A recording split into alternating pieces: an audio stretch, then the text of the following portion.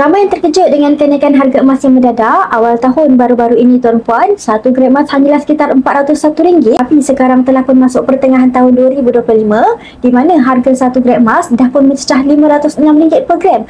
Perbezaan yang sangat ketara dalam tempoh masa yang sangat singkat, di mana kita boleh lihat harga emas biasa naik dari tahun ke tahun, dari masa ke semasa. Hal ini berlaku selagi mana sistem wang kertas masih digunakan dan kerajaan terus mencetak wang kertas yang menyebabkan nilai mata wang jatuh, maka nilai emas akan terus meningkat. Kita boleh lihat sendiri nilai emas pada tahun 2020, harga emas naik disebabkan COVID-19. Selepas itu tahun 2022 dan 2023, harga emas terus naik akibat daripada kesan post-COVID-19 iaitu hyperinflasi. Dasar ekonomi yang kacau dan juga banyak bank-bank yang terpaksa gulung tikar pada ketika itu kesan apabila berlakunya peperangan antara Rusia dan juga Ukraine. Ini menjadi ketegangan antara pedagang China dan juga Amerika serta konflik yang berlaku di negara Timur Tengah. Jadi, apa yang kita boleh belajar sebenarnya daripada situasi ini adalah kita dapat lihat mata wang negara semakin lama semakin jatuh akibat daripada peperangan dan juga ketidakstabilan ekonomi. Emas adalah aset yang dianggap sebagai safe haven, stabil dan juga tidak terjejas oleh ketidakpastian ekonomi ataupun politik.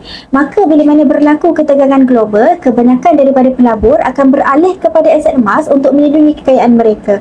Jika Perang Ketiga Dunia benar-benar berlaku, maka kesannya menjadi sangat dahsyat. Jadi nasihat saya, kurangkan simpanan dalam bentuk cash, sebaliknya lebihkan simpanan dalam bentuk aset fizikal seperti emas. Kenapa emas? Sebab emas mempunyai nilai yang lebih kukuh, lebih selamat dan ianya lebih mudah dicairkan apabila tuan memerlukannya nanti. Semoga perkongsian saya bermanfaat. Mulakan simpanan emas bersama Public Gold. Jemput hubungi saya bantu sebaiknya. Assalamualaikum.